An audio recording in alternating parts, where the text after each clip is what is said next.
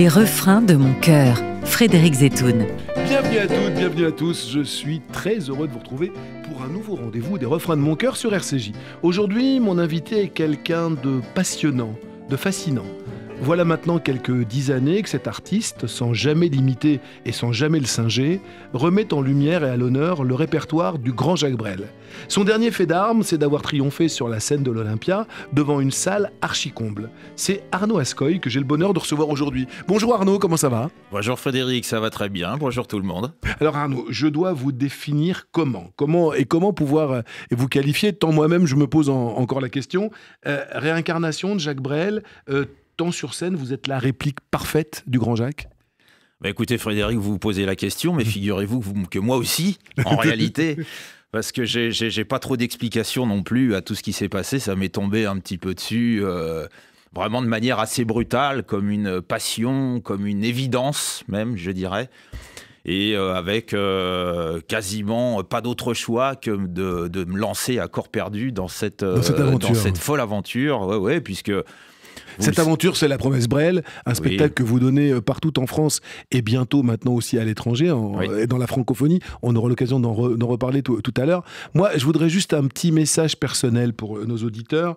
Des tributes, des spectacles hommages, des sosies vocaux. De par mon activité le matin à la télévision, j'en ai vu beaucoup. Mais des performances comme la vôtre, je dois dire, jamais. C'est troublant. Je me suis même senti, pour tout vous dire, la première fois où je suis venu vous voir, c'était au Petit Alhambra, dans une toute petite salle, une espèce de chaloupe qui accompagnait le bateau, le grand bateau de l'Alhambra. Au-dessus, il y avait cette petite salle où il y avait 150 personnes. À un moment, je me suis senti même un peu mal à l'aise, tellement je ne savais plus où j'étais. Et je me souviens de la parole d'une dame que j'avais interviewée à la fin, qui me disait « J'ai vu Jacques Brel 2 fois sur scène, en 1966, à l'Olympia, et ce soir. » Et ce soir-là, c'était vous. Vous avez toujours su que vous ressembliez à Brel à ce point-là ? Oui, et je pense que je lui ressemblais encore davantage quand j'étais adolescent, parce que là, c'était quasiment quotidien, que ce soit les commerçants, les passants, les gens dans le métro. Il y en a qui osaient m'aborder, il y en a qui, je voyais, chuchotaient gentiment en me regardant. Je savais très bien ce qu'ils avaient dans la tête, et même si à cette époque-là, j'écoutais pas du tout Jacques Brel, ça m'amusait et j'étais quand même flatté, j'étais quand même honoré, puisque moi, je veux dire, je l'ai vu à la télé aussi, je ne l'ai jamais vu sur scène, mais je l'ai vu à la télé, et j'avoue que ce personnage me fascinait. Donc je le prenais très bien, mais c'était une habitude. Alors, on va comme ça revisiter au gré de quelques chansons que vous avez choisies. Est-ce que je peux me permettre, Frédéric, de rebondir juste sur quelque chose que vous avez dit avant ? Je vous en prie. Parce qu'effectivement, moi, dès le départ, je ne me suis pas du tout considéré comme un sosie. Non. J'ai refusé tout ce qu'on me proposait à ce niveau-là. J'ai bien dit que vous n'étiez pas. Tout à fait, mais justement, c'était pour confirmer et pour dire que moi non plus, dès le départ, je me suis pas du tout considéré comme ça, et c'est pas du tout dans ce créneau-là que je voulais m'immiscer. Je pensais qu'il y avait vraiment, comme vous le disiez tout à l'heure, plutôt une sorte d'incarnation qui est pour le moins troublante. Et quelque chose de, je dirais presque d'un peu spirituel qui m'a poussé. On aura l'occasion d'en reparler, Arnaud. Votre actualité, c'est le Festival d'Avignon. Oui. Avant de vous envoler pour le Canada au début de l'année prochaine, absolument, en janvier 2025. Donc là, présentement, c'est du 3 juillet au 21 juillet, 21h35, le Théâtre Notre-Dame. Donc votre spectacle, La Promesse Brel, toutes les grandes chansons de Jacques Brel, réinterprétées et revisitées par vous. Parce qu'il y a vous aussi dans ce spectacle. Il y a ce que vous incarnez de Jacques Brel, mais il y a votre sensibilité qui rend le truc totalement crédible. On apprend des chansons, on apprend des textes, on écoute des musiques, et puis après, on y met sa propre personnalité, ses propres humeurs, ses propres ressentis, ses propres expériences. Et évidemment, je pense qu'on aura l'occasion d'y revenir, mais comme j'ai eu, moi, dans ma vie, l'occasion de faire plusieurs professions, c'est ça. J'ai effectivement, tout un bagage derrière moi qui fait que je vis ces chansons, moi, Arnaud Ascoy, à travers de Jacques Brel. Alors, vous me tendez pour la transition, c'est absolument génial. Vous avez exercé dans plusieurs professions. Comment un flic, votre vrai nom c'est Arnaud Bascourt, pour un poulet c'est pas mal quand même. Merci Frédéric, on vous l'avait jamais faite celle-là, mais une de plus ça fait jamais de mal. Comment un jour on décide de rendre sa carte, de rendre son flingue et d'incarner Jacques Brel? Ça s'est passé comment? À quel moment vous avez décidé de tout plaquer? À quel moment de ras-le-bol? À quel moment de... je sais pas, quel menhir vous a tapé sur la tête ce matin-là? Ça s'est passé comment? C'est-à-dire que c'est pas... en fait, c'est pas un accident et c'est pas un fait isolé. J'ai toujours fonctionné comme ça, en fait, puisque là, vous passez de flic à chanteur, alors qu'il y a deux, trois étapes entre. Et vous écrivez aussi, vous êtes un artiste à part entière, vous écrivez, vous peignez. Oui. Et vous ne vous exprimez pas que dans l'incarnation de Brel, vous exprimez aussi avec vos propres armes et votre propre talent. Oui, absolument. Mais c'est vrai que Brel m'a permis d'ouvrir cette porte de l'art, même si j'écris de la poésie depuis que j'ai 18 ans à peu près, mais c'est vrai que voilà, Jacques Brel a ouvert une porte. J'ai découvert la peinture, j'ai découvert le dessin, j'ai découvert que j'avais peut-être quelques facilités dans ce domaine-là. Et c'est vrai qu'en parallèle de la chanson, je me suis mis à peindre, à faire des expos, et voilà, à passer... Et à vous exprimer en tant qu'artiste à temps plein. Et j'adore ça, à passer de la chanson à l'écriture, etc. C'est par période et c'est extrêmement plaisant parce que je suis quelqu'un qui a besoin de voir plein de choses, de rencontrer plein de gens, d'explorer des choses, de prendre des risques. En tout cas, la grande maison et la place Beauvau, c'est terminé. Alors ça. Oui, c'est vrai. Bon, alors une quinzaine d'années en PJ à Quand Paris, même. pour finir effectivement. On peut le faire en tant qu'artiste, ça aussi. Au 36, mais il y a beaucoup, de flics qui ont des talents d'écriture, de chant, de musique. Mais c'est vrai que voilà, ça c'est un petit peu ma philosophie de vie par rapport à un événement un peu tragique familial qui m'est arrivé quand j'étais adolescent. Et depuis, j'ai compris que la vie n'était pas du tout... un long fleuve tranquille. Ni un long fleuve tranquille, ni... il n'y a pas de logique, il y a même, je dirais presque, pas de justice parfois. Donc j'ai pris l'habitude dans ma vie de prendre des décisions assez rapides, à partir du moment où mon petit cœur sentait que c'était la bonne voie. Et là, j'avoue que je me suis même pas posé de questions, en fait. Donc, je suis passé de flic à détective privé assez rapidement aussi. Ça reste quand même dans le même corps de métier, quand même. On est d'accord. Alors là, il y a eu un petit ras-le-bol aussi de la profession. Mais, et puis, après détective, j'ai été aussi artisan avec ma petite camionnette. Artisan-artiste, c'est la même racine, on se rapproche. Absolument, mon employé. Mais justement, ce métier d'artisan m'a donné le goût de la matière et de la peinture. Parce que rapidement, des gens m'ont fait confiance et m'ont laissé décorer leur appartement, leur bureau, etc. Et du coup, ça m'a donné le sens des couleurs et cette envie de coucher tout ça sur une toile. Et de monter sur scène ensuite. Alors Arnaud, je le rappelle pour nos auditeurs, le principe de cette émission, vous avez eu la gentillesse de nous livrer 3 chansons qui ont compté dans votre vie, qui ont joué un rôle important dans votre vie. On va se balader comme ça pendant quelques minutes, quelques dizaines de minutes, au gré de vos préférences musicales. Le premier de vos choix, comme par hasard, c'est un grand admirateur de Jacques Brel. Oui. C'est Serge Lama, et vous avez choisi la chanson. C'est pas la plus connue de Serge Lama, c'est une de... Ça fait partie, je crois, de ses premiers albums, après son accident de voiture qui a failli lui coûter la vie.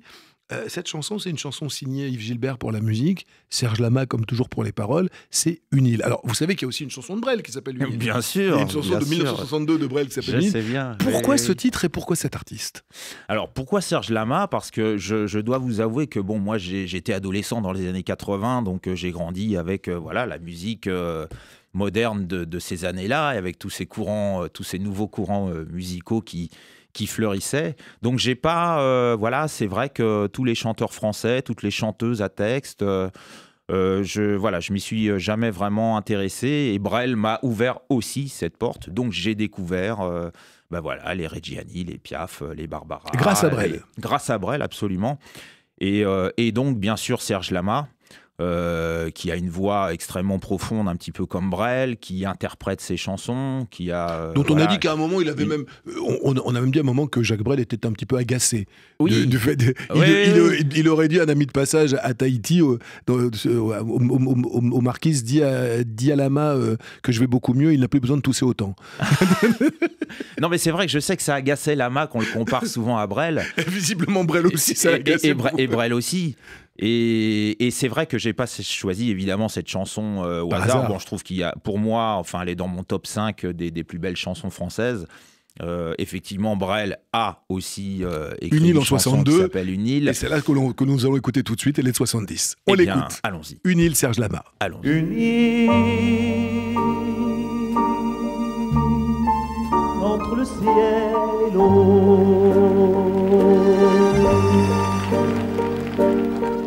Une île sans homme ni bateau. Un culte, un peu comme une insulte, sauvage, sans espoir de voyage. Une île entre le ciel et l'eau. Une île, Serge Lama, le choix d'Arnaud Ascoy dans les refrains de mon cœur. Arnaud, je sais que la foi et la spiritualité font partie intégrante de votre vie. Ce qui vous arrive aujourd'hui, cette incarnation que vous arrivez à donner de Jacques Brel, c'est quelque chose de spirituel pour vous? À partir du moment où la décision a été prise, c'est effectivement parce que, comme je vous le disais tout à l'heure, mon petit cœur m'a dit de foncer tout droit, donc j'ai foncé tout droit. Hein. Mais c'était écrit ça, selon vous? C'était écrit, vous deviez faire ça? Ça faisait partie de votre chemin de vie? C'est quand même assez incroyable. Je veux dire, je lui ressemble. Je n'avais jamais chanté de ma vie, hein, il faut bien le dire. Hein. Et vous chantez super bien. Avant de me mettre à chanter Jacques Brel, je n'avais jamais chanté. Et effectivement, ce physique et finalement cette voix aussi, qui rapidement m'est apparue assez voisine de la sienne. Moi, je veux bien qu'on mette ça sur le dos du hasard, mais... Le hasard, certains disent que c'est le doigt de Dieu. Hein. Voilà, absolument, absolument, oui. Donc non, pour moi, il n'y a pas de hasard. Dire que c'était écrit, ça, j'en sais rien. Mais en tout cas, je dirais que les choix de vie que j'ai faits et puis mes convictions font que peut-être que tout ça, mis bout à bout, m'a conduit jusque Jacques Brel.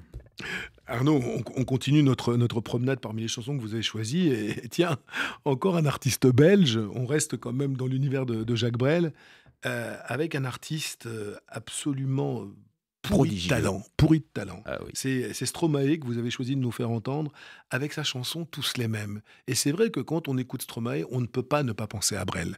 Dans l'émotion qu'il apporte et dans cette espèce de façon d'interpréter les choses, de dire les choses, qui le rapproche beaucoup de son illustre aîné. Qu'est-ce qui vous touche, vous, chez Stromae, et particulièrement dans cette chanson?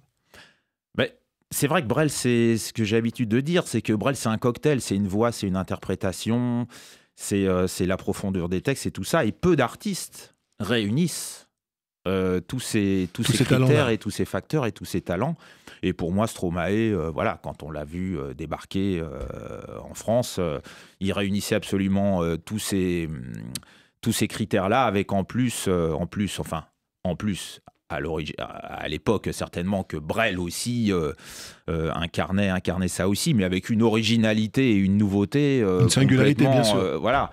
Donc, moi, ce que j'aime aussi avec le troisième artiste que j'ai choisi, c'est qu'on voit bien qu'ils ont une portée universelle dans la mesure où les gamins de 3 ans les adorent et les gens de 99 ans aussi. C'est ça, c'est le singulier qui touche à l'universel. Voilà. Chacun raconte des histoires extrêmement touchantes et extrêmement intimes, ouais. et cet intime arrive à toucher tout le monde. Ouais. C'est peut-être ça le talent. Moi, j'ai vu Stromae sur scène, j'imagine que vous l'avez vu aussi. Non. Jamais, c'est un artiste à voir. D'ailleurs, il a décidé, là, pour l'instant...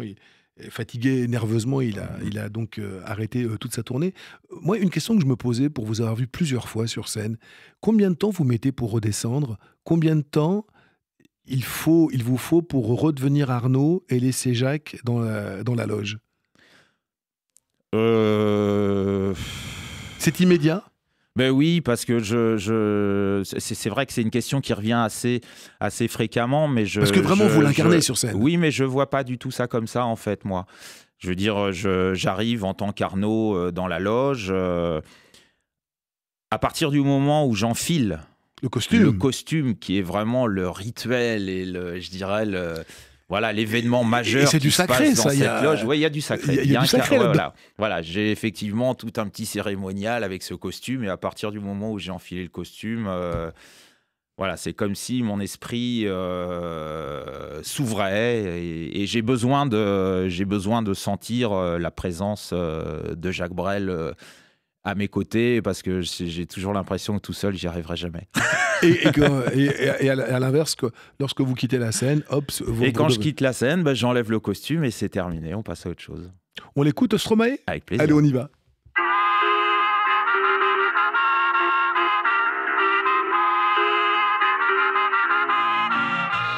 Vous les hommes êtes tous les mêmes, macho mais chill, monde de ma vie est infidèle, si prévisible, non je ne suis pas certaine que tu le mérites, vous avez de la chance qu'on vous aime, dis-moi merci. Rendez-vous, rendez-vous, rendez-vous au prochain règlement, rendez-vous, rendez-vous, rendez-vous sûrement au prochain rêve.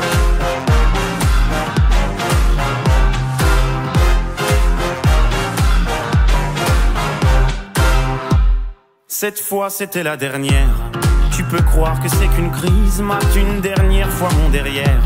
Il est à côté de mes valises. Tu diras au revoir à ta mère. Elle qui t'idéalise. Tu ne vois même pas tout ce que Stromae, tous les mêmes. Le choix d'Arnaud Ascoy dans les refrains de son cœur, de votre cœur, Arnaud. Une des obsessions de Brel était de ne jamais faire le match de trop, de ne jamais faire le concert de trop. Vous y pensez, ça, parfois? Oui, toujours. C'est une de vos hantises aussi? Oui, aussi. C'est-à-dire qu'il y a une espèce... dans tout ce que je fais, il y a... Mais là, notamment, peut-être avec l'âge aussi, mais il y a une espèce d'urgence incontrôlable qui fait qu'il faut, il faut que je sois toujours en mouvement, il faut que j'avance. C'est ça, vous le vide, ça vous fait peur? C'est pas le vide qui me fait peur, c'est de ne pas avoir le temps de faire ce que j'ai à faire en fait.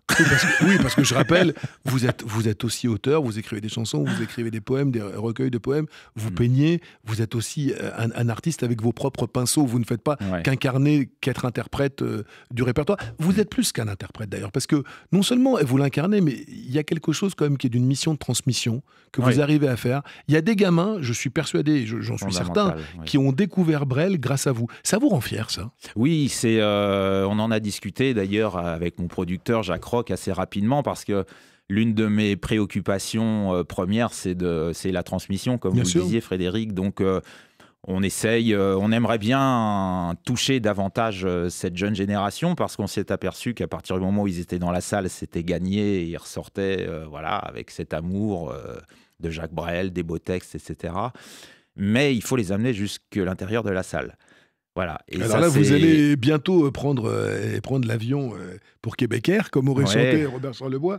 Je le disais, au mois de... Là, cet automne, vous allez faire un petit peu de la promotion et vous faire connaître des médias québécois. Puis, à partir du 25 janvier 2025, vous serez au Québec pour une série de concerts. Accompagné de deux éminents musiciens qu'il faut citer, Roland Romanelli et Jean-Philippe Audin.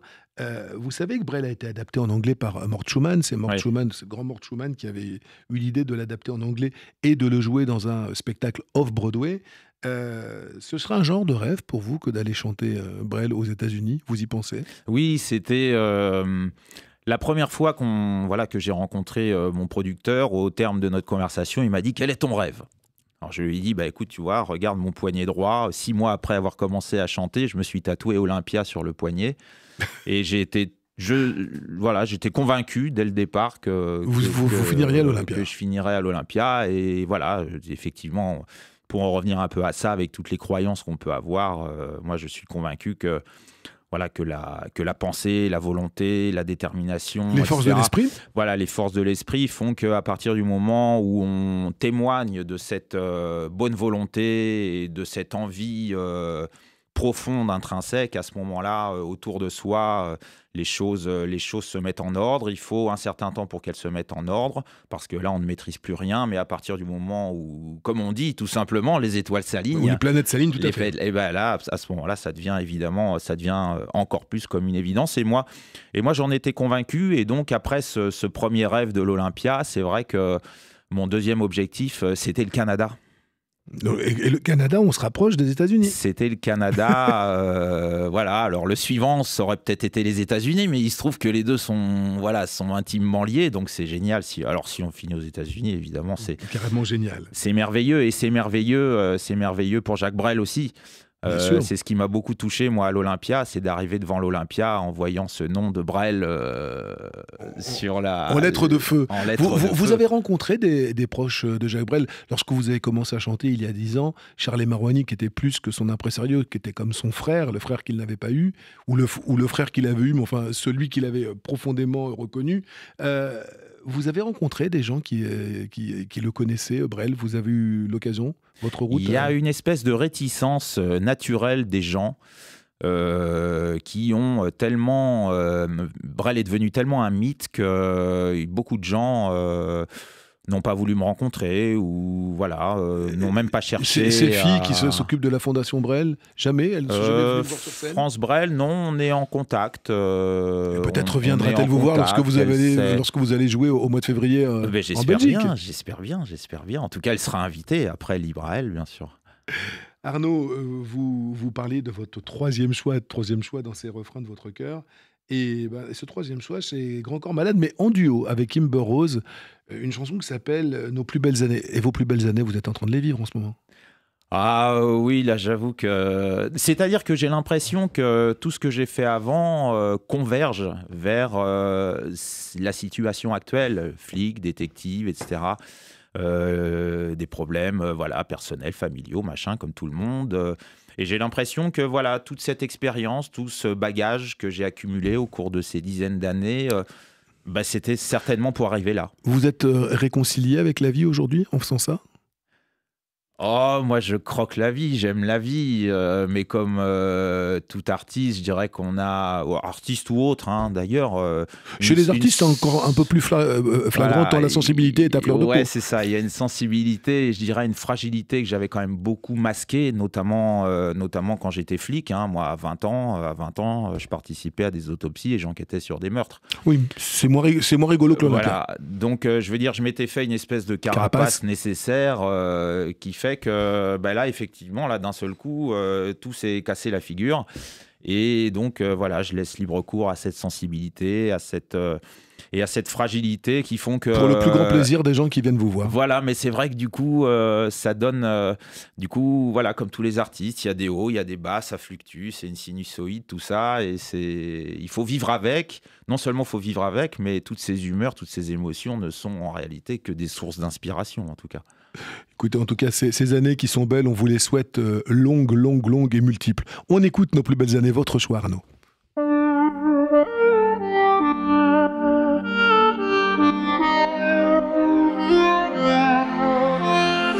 Même si c'est tentant de fuir le présent, s'il te plaît, ouvre les yeux. Regarde devant, va où va le vent, et après, fais de ton mieux. Prisonnier du doute, pas vraiment du passé. Trop d'ombre sur la route, je vois plus les tracés. Et je me rappelle en folie mon panel de prolo. J'ai la mélancolie, du bordel en colo. Rire de tous nos sens et des heures à vanner. Insolente innocence de mes plus belles années. Nos plus belles années, vos plus belles années, Arnaud. Arnaud, je rappelle, nous arrivons déjà au terme de notre émission. Je rappelle votre actualité tout ce mois de juillet jusqu'au 21 juillet, 21h35 précisément. La Promesse Brel, votre spectacle où vous donnez un spectacle merveilleux sur Jacques Brel, une incarnation, encore une fois, je le répète, des spectacles hommages à, j'en ai vu beaucoup, mais des comme le vôtre, jamais. J'invite vraiment tous les gens qui nous écoutent et qui seront de passage à Avignon cet été à venir vous voir tous les soirs du 3 au 21 juillet à 21h35 au Théâtre Notre-Dame. Une dernière question, Arnaud, que je pose à tous mes invités. Quel est le plus beau cadeau que ce métier vous ait fait ? Oh là là, le plus beau cadeau. Alors là, je suis un petit peu pris de court. Le plus beau cadeau, c'est peut-être de m'autoriser à m'exprimer vraiment librement et à pouvoir aller au fond de toutes choses au travers de tous ces supports artistiques. On vous souhaite de pouvoir vous exprimer encore bien longtemps. Est-ce que je peux dire un dernier petit mot ? Je vous en prie, Arnaud. Non, je voudrais quand même remercier Jacques Roch ici présent, mon producteur. Que je connais bien aussi. Je sais bien, Frédéric, voilà, mais c'est un garçon exceptionnel et donc je voulais... citer son nom et puis Roland Romanelli donc qui vous accompagne avec Jean-Philippe Audin et au piano et qui a donc accompagné Barbara pendant plus de 20 ans et qui est un être délicieux aussi et qui vous accompagne maintenant, c'est pas mal. Voilà, et Jean-Philippe Audin au violoncelle qui est juste un virtuose, c'est un régal, c'est un trio, c'est un vrai trio parce qu'ils ont aussi tous les deux de fortes convictions spirituel notamment et on se connecte tous les trois et puis ça s'arrête là quoi. Moi je connais pas une note de musique mais je sais me connecter. Écoutez, restez connectés encore bien longtemps. On vous souhaite un merveilleux été, un merveilleux festival d'Avignon. Merci beaucoup Arnaud. Merci Frédéric.